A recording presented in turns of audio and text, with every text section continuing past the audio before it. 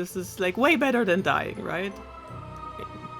I don't know, fairy tale logic. Hello, my lovely nerds, geeks, and fairy tale lovers. Welcome back to my little limited series about German fairy tales. I'm Jule. I'm the creator, writer, director of this channel here, Breze Film Tales. And I am going to tell you, or retell you, German fairy tales, as they were originally published by the Grimm brothers. So if you like that, if you feel entertained, if you think that's cool, what I'm doing here, you can definitely like, subscribe, and comment. And depending on, the responses, I might do more of this. I'm not sure yet. I mean, anyways, I love talking about fairy tales. I'm super obsessed with fairy tales, and I am German as well, which means I grew up with that shit and I got traumatized, and I want to share this trauma with you, lovely people. All right. So last week we talked about Red Riding Hood, very famous one, about wolves that apparently can survive when you cut open their belly, but can't survive if you put stones in there. So yeah, if you just, I don't know, if this is the first video you saw and you're just like, what? You can watch the other one on my channel, and there's hopefully a playlist by now. I'm not sure. I hope I did that. But yeah, anyways, there's a video about Red Riding Hood. Watch it if you haven't. And yeah, let me know what you think.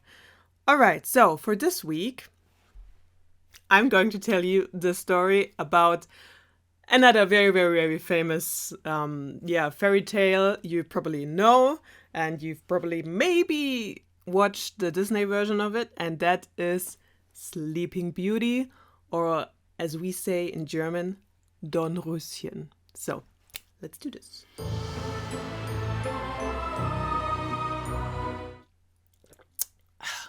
So, once upon a time, there was a king and a queen in a kingdom somewhere in fairy tale world, who knows where. But they desperately wanted a child, so they were trying to produce an heir, which meant that the queen, of course, was very, very, very under pressure, because it's the only thing a queen needs to do. She needs to produce an heir. So there was a lot of pressure, and they were very desperate for it, but it did not work out for quite a while. So one day, the queen was just in her bathroom, like taking a bath and just trying to like calm herself, and probably trying to just, I don't know, pray to some gods or to whoever for just like, finally, producing an heir, finally getting a child. And there was a frog that jumped into the bathroom. And because, I don't know, it's just like not questioned. It's a fairy tale. So there's a frog, a random frog jumps into the bathroom to the queen, who's just like currently bathing in there and is like thinking, oh my God, I need a child. And this frog is coming along. And of course it can talk. I mean, it's a fairy tale. So it tells the queen that in 1 year she will have a daughter. Like they will finally, produce an heir, there will finally be a child, so yippee, yay. And then he like jumps away again, like this, and he is never mentioned again, and he never comes up again. This is just a random frog, just like telling the queen, don't you worry, girl, you will get a child. I was just like, oh man, I would freak out. But just because, little fun fact about me, I'm absolutely terrified by frogs. I don't know why.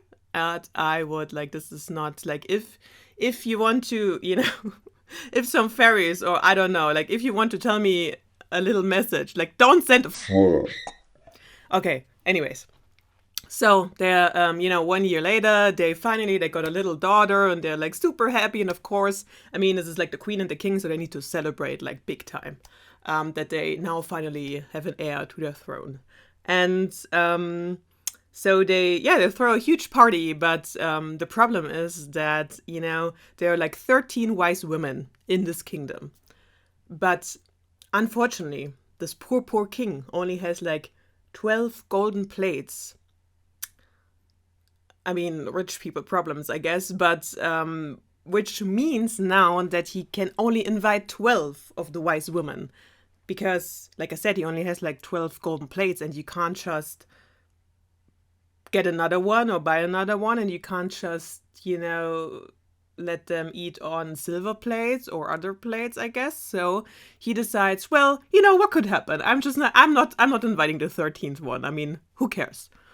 Well, the 13th wise woman cared, of course, because she was absolutely enraged. She was so mad that she was not invited, that she crashed the party and cursed the child, of course. So she walked up to the child and is like, you know what? On your 15th birthday, you will get hurt by a needle. You will, get stabbed by a little needle or whatever, and then you will die. And I'll fuck you all. And then she, vanishes again. And everyone is like, oh my God, what? Oh no. I mean, yeah, so the little child got cursed. But one of the wise women hasn't made her wish yet, because every wise woman can apparently make a wish for this little girl. So she said, don't you worry, guys. Don't you worry. I still got my wish. I will take care of this. So what does she do? She goes up to the child who just got cursed and sentenced to death.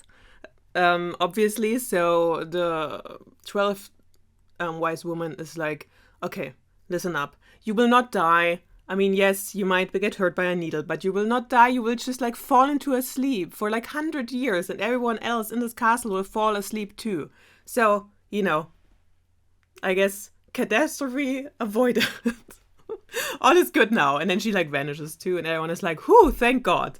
I mean, just 100 years of sleep. This is way better than dying, right? I don't know, fairy tale logic. Whoa. I am so sorry. My dark German is showing, this is some really dark shit here. I'm sorry.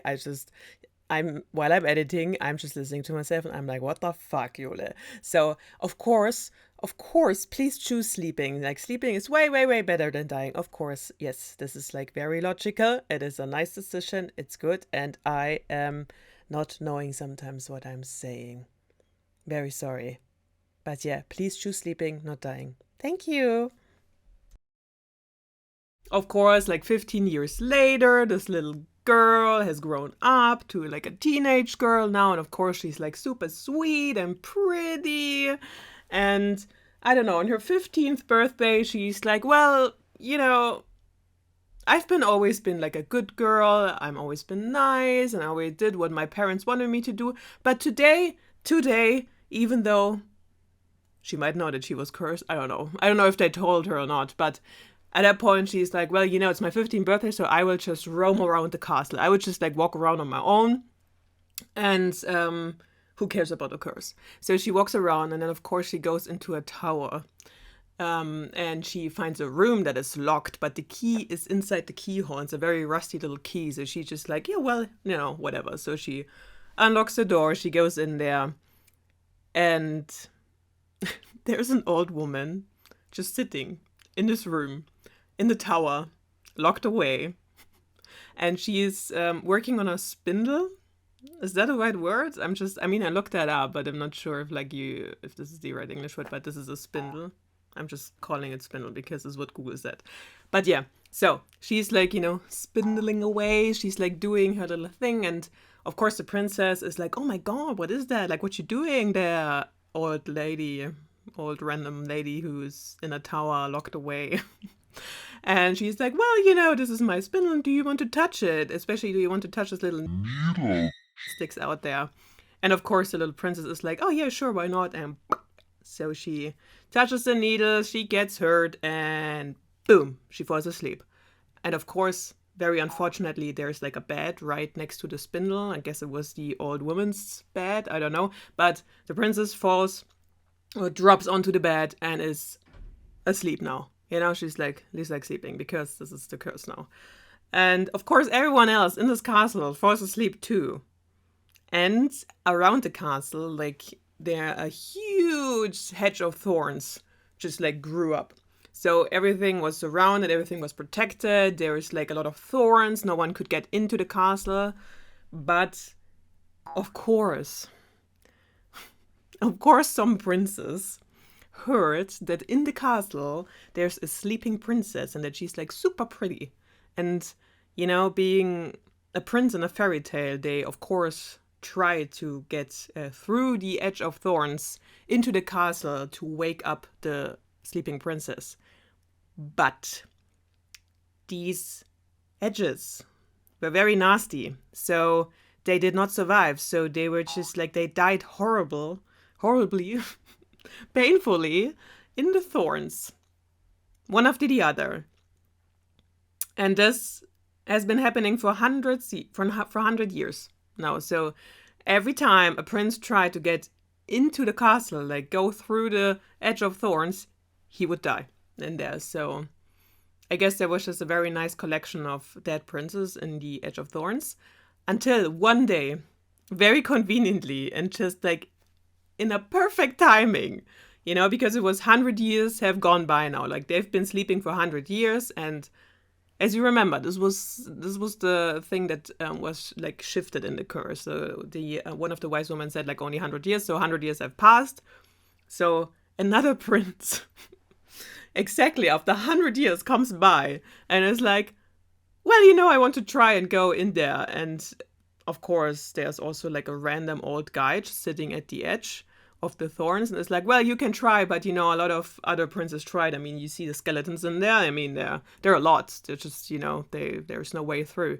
And this prince, like I said, has like the perfect timing. So of course, it's like 100 years are over, and as soon as he wants to go through the edge,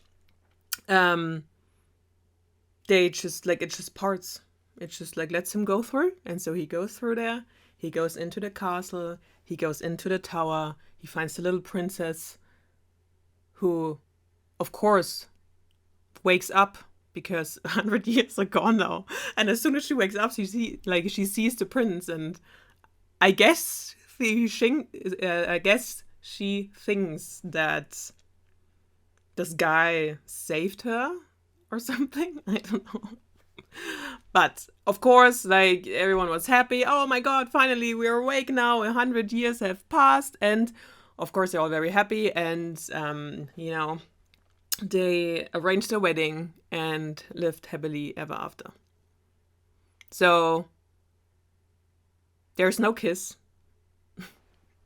If you've noticed, there's no kiss. There's no true love's kiss that wakes up the princess, and there's no prince who managed to fight his way through the thorns into the castle, into the tower to wake her up with a kiss. No. Like, this is just 100 years were over, and they were just like all waking up, and this one prince conveniently was just there at the right time at the right place and was like, well, nice, now I got a princess in the kingdom.